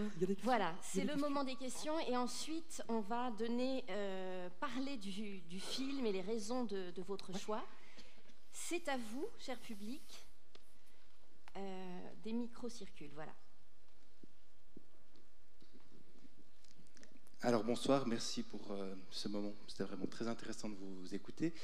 On a entendu comment Pierre Lemaître qui écrit s'est construit. Moi j'aimerais peut-être 2 mots sur comment s'est construit Pierre Lemaître qui parle. Parce que là, on vous a entendu, vous avez tout un personnage, vous pouvez vous jeter des fleurs, non, mais en fait non, c'est pas vraiment ça que je voulais dire. Et après, vous avez toute une érudition et à la fois une modestie, un humour par rapport à vous-même. Comment est-ce que ça s'est construit, cette qualité d'élocution à la fois érudite, simple, sympathique, convivial?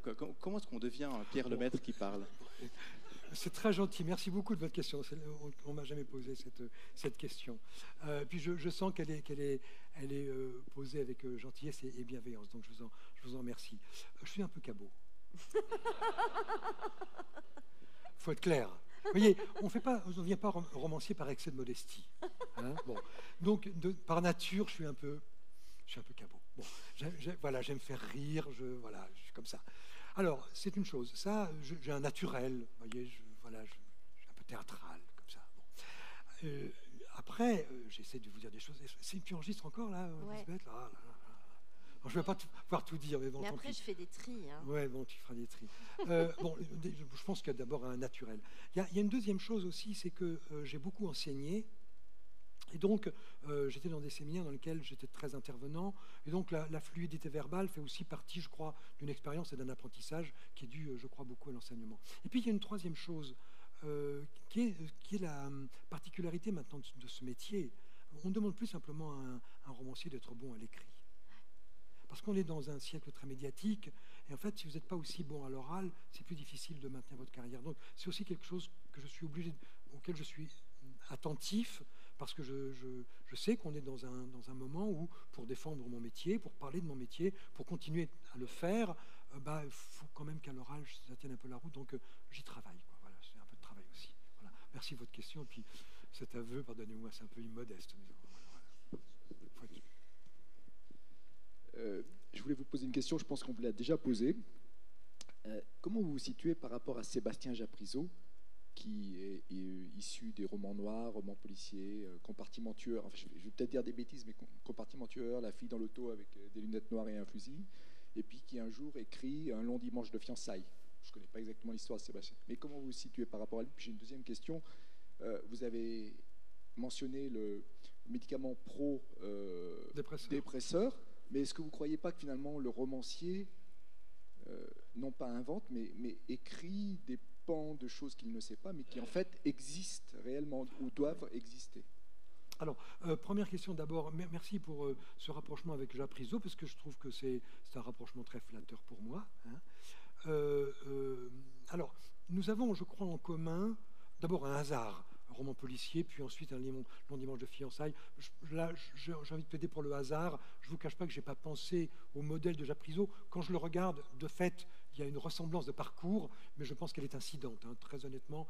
Bon. Mais où vous avez raison, c'est que Japrisot fait partie des auteurs que j'ai lus avec beaucoup d'attention, parce que pour le coup, c'est un homme qui réussissait extrêmement bien ce mélange entre la force des personnages et la qualité de la narration et de l'intrigue. La Dame dans l'auto, Compartiment tueur sont des romans qui sont extrêmement bien faits. De vous à moi, je trouve que c'est un peu vieilli. On m'a proposé d'adapter pour le cinéma, il y a quelques années, La Dame dans l'auto, et j'ai trouvé que ça avait pris un petit coup de vieux. Alors, je le dis avec affection, parce que c'est encore des romans formidables, mais c'est là qu'on voit quand même que même ce genre qui a l'air d'être fixé, le roman policier, avec des règles de contrainte, non, c'est un roman qui a drôlement évolué. Et aujourd'hui, lire Japrisot, on sent bien qu'on le lit comme on lit Boileau-Larcejac. Enfin, on lit quelque chose comme un classique, avec la reconnaissance du fait que c'est plus très moderne, mais en même temps, ça a toutes les valeurs d'un classique. Hein. Alors, la deuxième question que vous posiez, vous avez tout à fait raison. C'est très, très rare que je dise que dans un roman, j'ai inventé quelque chose. Hein. C'est rare parce que vous n'êtes jamais sûr d'avoir inventé quelque chose. Si vous dites, je renvoie là-haut, oui, là, je crois que le truc des monuments, oui, c'est une création originale. Alors là, vous êtes sûr. qu'il y a un type, il est généralement par là. C'est un lecteur de 57 ans, il est là. Il se lève et il brandit un truc, c'est une coupure jaunie qu'il a gardée dans le seul but de venir vous emmerder. Et qui vous raconte un fait divers qui se rapproche plus ou moins près de votre truc, et vous passez d'un seul coup pour un sale type qui a plagié un truc et qui a essayé de cacher ça sous le tapis. Vous voyez, bon, donc vraiment, je ne dis jamais que j'ai inventé, et puis j'essaie de m'en sortir comme ça, parce que vous avez tout à fait raison, hein.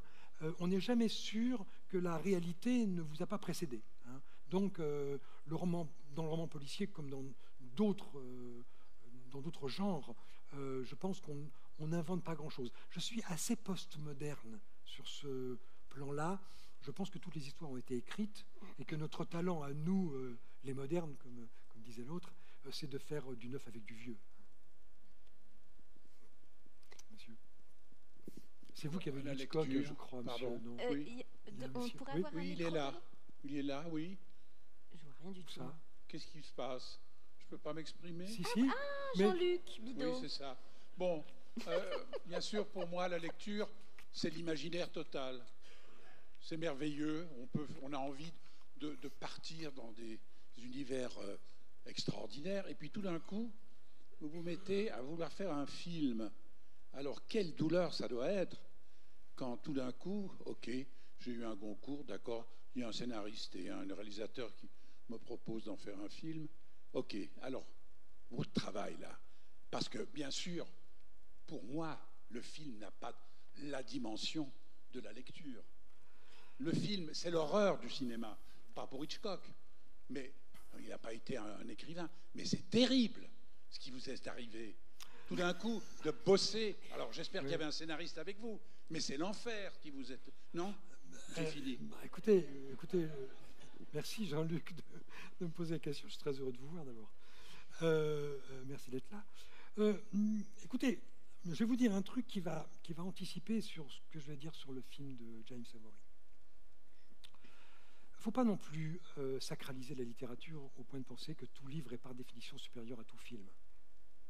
C'est pas à vous que je vais apprendre ça. C'est-à-dire que vous avez de temps en temps des livres qui sont supérieurs aux romans dont ils sont issus. Pas si fréquent, mais ça arrive. Bon, ça arrive. Vous allez le voir ce soir.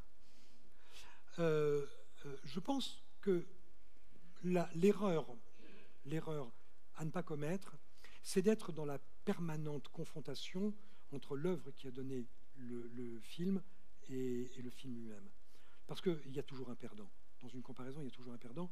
Et naturellement, pour les raisons que vous avez évoquées, par le fait que c'est votre imaginaire qui a été convoqué lors de la lecture, les images qui vous sont imposées par le film ne correspondent jamais et sont déceptives par rapport aux images que vous avez fabriquées.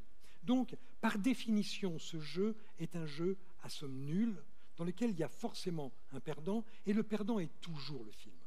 Toujours. Maintenant, essayons de faire l'expérience inverse, et peut-être que j'aurai une chance de vous apporter un peu de conviction. Maintenant, si vous regardez le film et que vous lisez le livre, vous allez vous rendre compte que le livre se grandit par le film. Et que le film, au fond, il vous a proposé une histoire, proposé quelque chose, et que c'est ce que vous allez retravailler en lisant le livre, modifier les images, elles ne vont pas rester comme une espèce de surimpression. Et en fait, vous faites deux gagnants là. C'est pour ça qu'il y a un bon sens pour faire les choses. Ça serait plutôt de regarder les films et de lire les livres après que de faire l'inverse, qui est toujours très déceptif. Et alors, je vais vous dire, moi, en tant que scénariste, je ne souffre absolument pas. D'abord parce que je ne souffre jamais quand j'écris. Jamais. Je m'amuse beaucoup. Moi, j'aimerais bien souffrir, ce serait bien. Si, j'adorerais pouvoir vous dire, oh, c'est une douleur. Bon, je me marre bien, je rigole, je jubile beaucoup. Je ne dis pas que ce n'est pas angoissant, que ce n'est pas inquiétant, etc. Hein, mais d'une manière générale, je suis plutôt un auteur tonique et joyeux. Et en fait, je me suis assez bien fait à l'idée que quand vous changez de langue, vous devez changer la façon de raconter votre histoire. Or, le langage de l'image, c'est un vocabulaire, c'est une syntaxe, c'est une langue différente. C'est vraiment comme de traduire dans une autre langue. Et donc, vous devez vous faire à l'idée que vous allez abandonner plein de choses, mais aussi que vous allez en rajouter. Vous voyez, avec Dupontel, quand on a adapté Au revoir là-haut, de temps en temps, je me suis retourné vers lui en disant les solutions que tu trouves sont meilleures que les miennes, là. Moi, écoutez, je prends un exemple, la petite Louise. J'ai ramé, j'ai fait des pages pour essayer d'expliquer pourquoi cette petite fille est-elle là.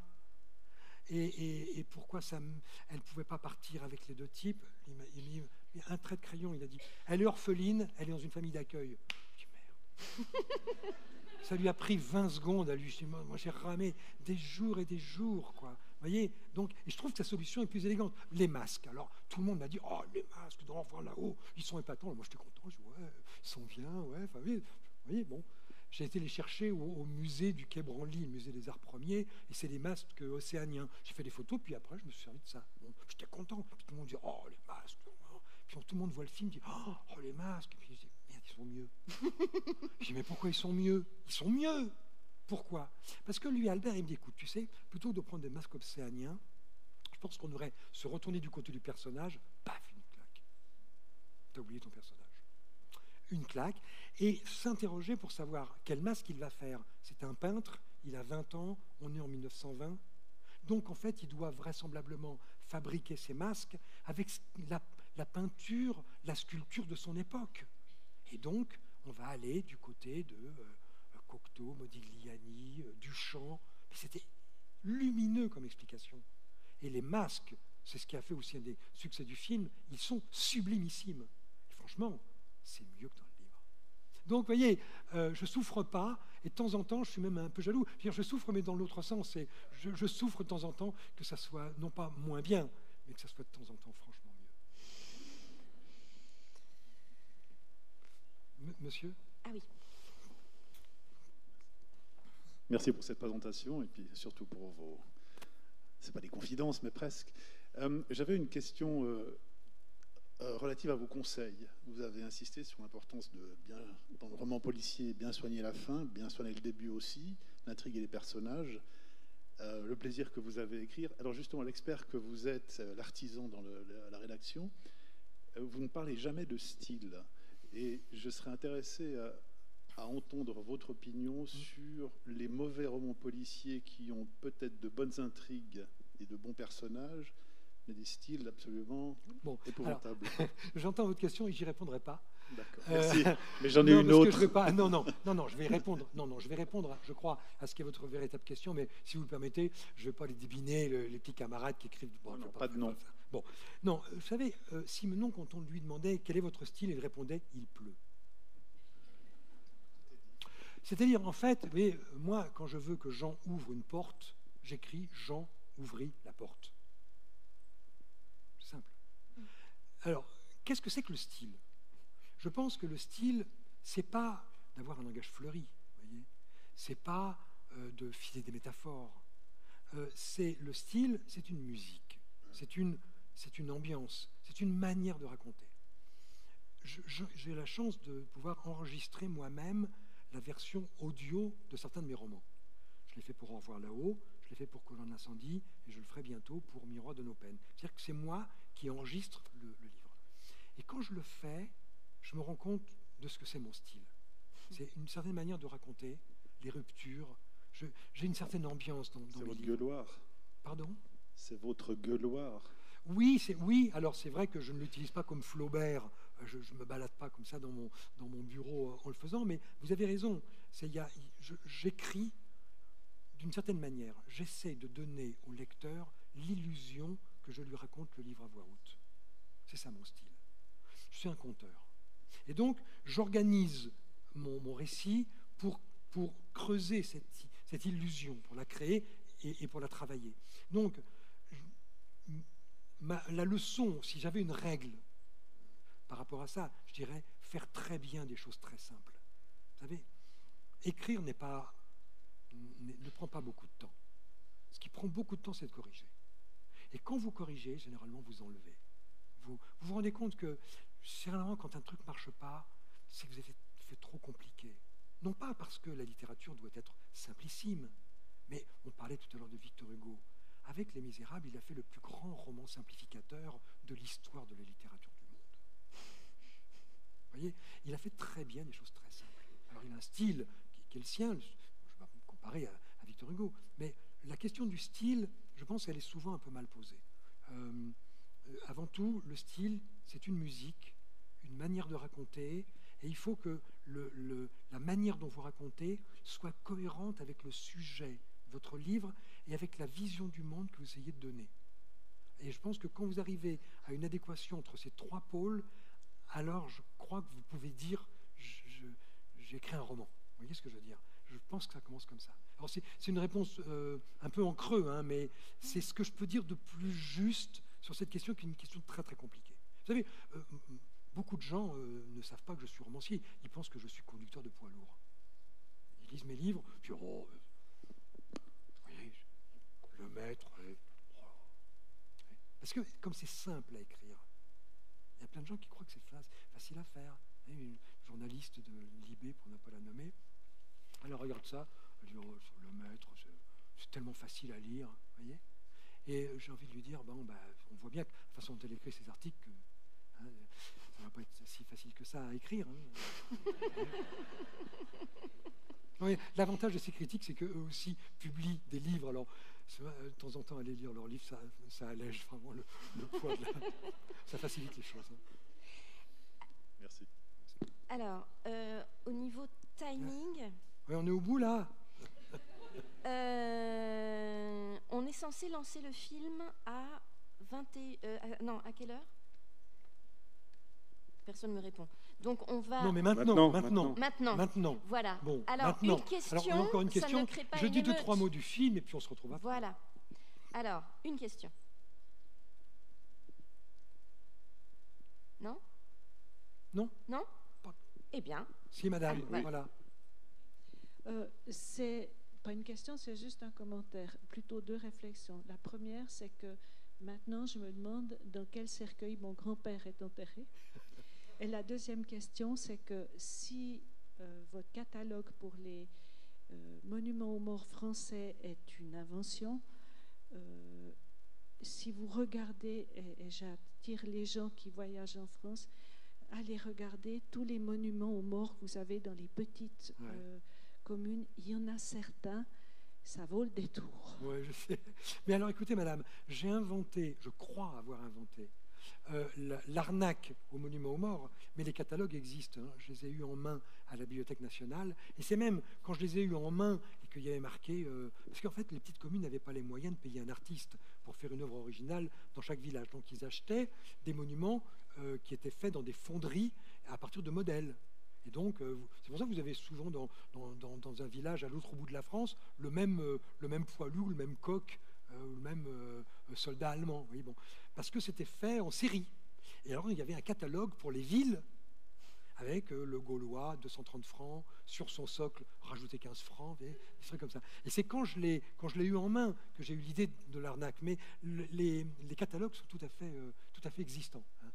Par contre, l'arnaque, le fait de vendre des faux monuments et de partir avec la caisse, ça, il me semble que c'est une invention originale, mais je me méfie. On dit juste un petit mot de... Voilà. Juste alors, un petit mot du... Pourquoi les alors, vestiges du jour ouais. de James Ivory? Alors d'abord, c'est un très beau roman de Kazuo Ishiguro. Il fait partie des 3 premiers grands romans de Kazuo Ishiguro, avec un artiste du monde flottant, et puis un troisième dont le titre ne me revient pas, et Les vestiges de jour. Donc ces 3 romans, moi je les avais découverts, alors je dirais comme ça a priori dans les années 80, 85, 90, et vraiment j'avais été absolument ému et vraiment très très envieux de voir de quelle manière Kazuo Ishiguro organisait son récit. C'est une histoire extrêmement bouleversante qui répond assez bien à la définition que je donnais de la littérature populaire, malgré qu'il soit prix Nobel. Ouais, parce que si vous regardez le récit de Kazuo Ishiguro, vous avez une destinée individuelle qui est faite d'une histoire d'amour, dont on va voir comment elle se noue, se dénoue, d'un fond social et d'un fond politique. Le fond social, c'est la bourgeoisie, les strates sociales entre la bourgeoisie et la domesticité anglaise, et le fond social, c'est cette guerre qui est le sujet du livre. Donc je trouve que, par rapport à la définition que je donnais tout à l'heure de la littérature populaire, il me semble que le bouquin de Kazuo Ishiguro devrait tout à fait figurer, parce qu'on peut le lire au 1er degré, au 2e degré et au 3e degré. Donc je trouvais que c'était un roman à peu près parfait. Vraiment, quand je l'ai découvert, je me suis dit, vraiment, ça, c'est un truc assez indépassable. Ça m'avait touché, bien sûr qu'il était dépassable. Enfin, ça m'avait beaucoup impressionné. Et puis là-dessus arrive James Ivory. Et alors lui, il a une adaptation extraordinairement intelligente, qui sait se priver d'un certain nombre de fils narratifs, puisque, comme on le disait avec Jean-Luc là, on est obligé de retirer des choses. Un livre de 300 pages, vous le portez à l'écran, il fait 3h30, 4 heures. Donc, ce n'est pas compatible avec le format du film. Donc, par définition, il faut enlever. La grande question, c'est qu'est-ce qu'on enlève et comment on négocie entre les choses qu'on a enlevées. Et vous allez voir, notamment dans le film, il a une manière de jouer la temporalité qui est virtuose. De quelle manière on nous emmène dans le récit d'aujourd'hui, on revient au récit d'hier, on nous fait pressentir le récit de ce qui va venir. C'est extraordinairement virtuose. Et là, vraiment, je trouve qu'on a un exemple vraiment merveilleux d'un film parfaitement abouti qui, je crois, nous réconcilie sur l'art de l'adaptation en nous prenant un livre qui est admirable, qui est un véritable chef-d'œuvre, et en nous proposant un film qui, à son tour, est un véritable chef-d'œuvre. Alors, c'est en plus d'autant plus touché par la grâce qu'il choisit des acteurs qui sont au sommet de leur art, Emma Thompson et Anthony Hopkins, qui sont vraiment au sommet de leur art, avec un James Ivory qui, je crois, n'a jamais été mieux inspiré. Vraiment, c'est un film assez parfait en tout point, avec une fin qui vous serre le cœur. Je me souviens très bien, dans Kazuo Ishiguro, il y a un moment où Anthony Hopkins, le butler, M. Stevens, dit à cet instant-là, j'ai senti que j'avais le cœur brisé. Et je me souviens de l'émotion qui m'a saisi en lisant cette phrase, d'avoir le cœur brisé, qui arrivait après tout ce que j'avais lu de ce que ce personnage avait vécu, et j'avais le cœur brisé avec lui. Et vous allez voir de quelle manière, à la fin, James Ivory nous montre le cœur brisé de Stevens. Si vous n'êtes pas ému par ça, alors on ne se retrouvera même pas pour la séance de dédicace. Merci, bon merci film à encore. tous. Bonne soirée. Merci beaucoup. Merci.